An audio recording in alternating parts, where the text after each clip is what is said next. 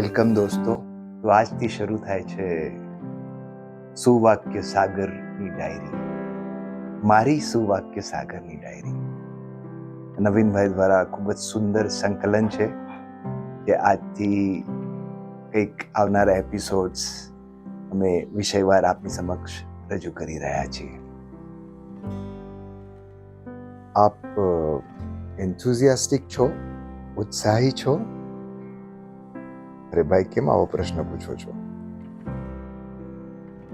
ના, આ તો મસ્તો. જીવનમાં યાદ કરો એ ક્ષણો જ્યારે તમારો ઉત્સાહ બિલકુલ મરી પરવાર્યો હોય છે.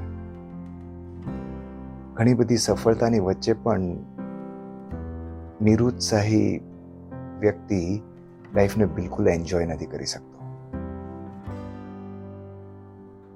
ઉત્સાહ તમારામાં એન્જોયમેન્ટ, એનર્જી અને કંઈક કરી છૂટવાની તમન્ના સળવળાટ દેખાય છે. આવો જ એક વિષય લઈને આજે પ્રસ્તુત થયા છીએ. નવીનભાઈના સંકલનમાં આજે ઉત્સાહ છે. ઉત્સાહ ઉપરનું વિષયવાર આજે તમારી સમક્ષ રજૂ કરી રહ્યા છે. તો આ સુંદર કાર્યમાં અનેક વ્યક્તિઓએ મદદ કરી છે. એવી જ એક ઉત્સાહી વ્યક્તિને યાદ કરવાનું મન થાય છે. ભાવિક પ્રફુલભાઈ શાહ એ સહયોગી રહ્યા છે અમારા આ કામમાં, અને એવા અનેક નામી અનામી સહયોગીઓની અમે ખૂબ ખૂબ અનુમોદના કરીએ છીએ. તો આજે આપણે ઉત્સાહ વિશે વાત કરવી છે, અને ઉત્સાહથી કરવી છે, અને છેલ્લે સુધી ઉત્સાહથી સાંભળવી પણ છે.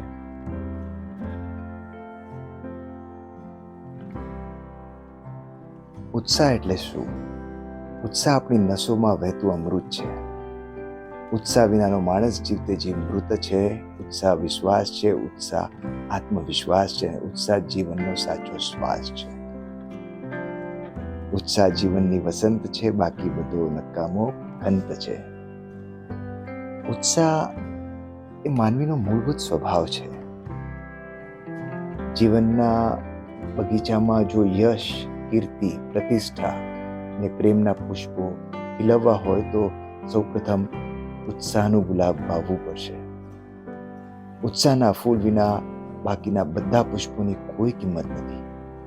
એ હોય તો પણ ઉત્સાહ વિના એ મુરઝાઈ જઈ શકે છે. જીવનના ઉત્સાહનો સંપૂર્ણ આધાર મન પર રહેલો છે.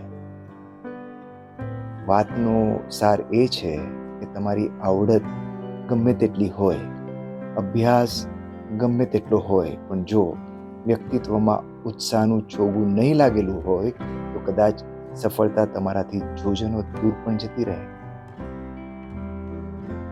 ઉત્સાહ એટલે હાથ ઉપરનું કામ પૂરું કરવાની પ્રેરણા પૂરી પાડનારી મનસ્થિતિ. ઉત્સાહ જે તે કામ માટે તત્કાળ આપણને શક્તિ પૂરી પાડે છે, ઉપરાંત આપણા જીવનને પણ મધુરતાથી ભરી દે છે.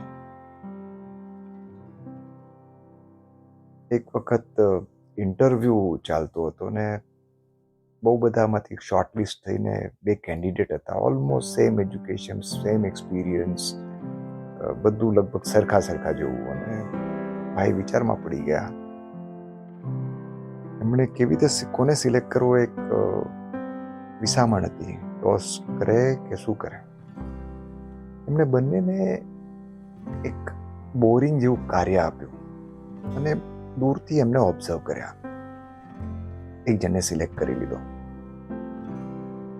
બાકીના બધાએ જોયું નહોતું, એટલે બધાને નવાઈ લાગી કે ભાઈ આ તમે આ જ વ્યક્તિને કેમ પસંદ કરો? બંને સરખા હતા, તમારો ક્રાઇટેરિયા શું હતો?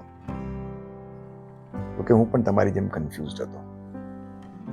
મેં એ વ્યક્તિને પસંદ કરી જે મને વધુ ઉત્સાહી લાગી.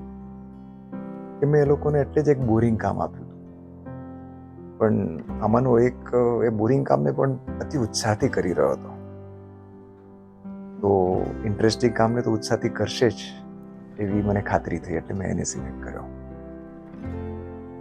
એટલે જીવનમાં ઉત્સાહ બહુ જ મહત્વનો છે.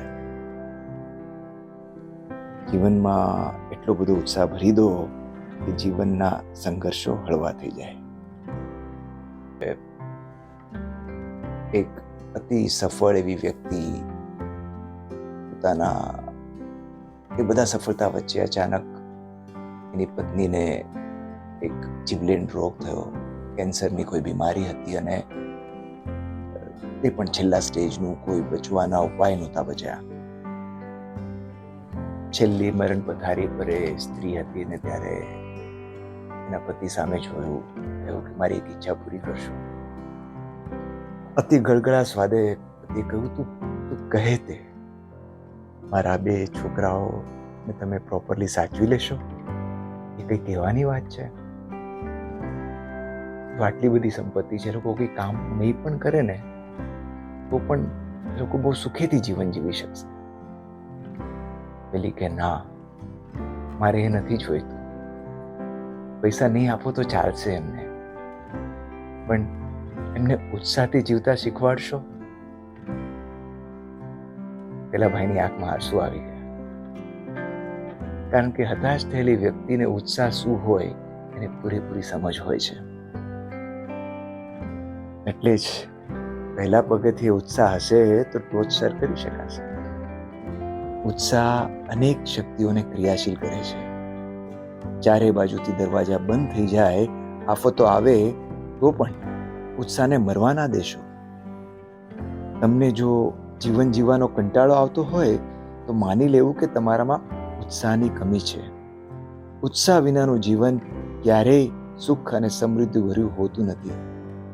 બસ આપ સૌને આપનો દિવસ ઉત્સાહમાં જાય, આપનું જીવન ઉત્સાહમય જાય, એ જ મંગલ કામના સાથે નાસિકથી અમિતના જય જિનેન્દ્ર.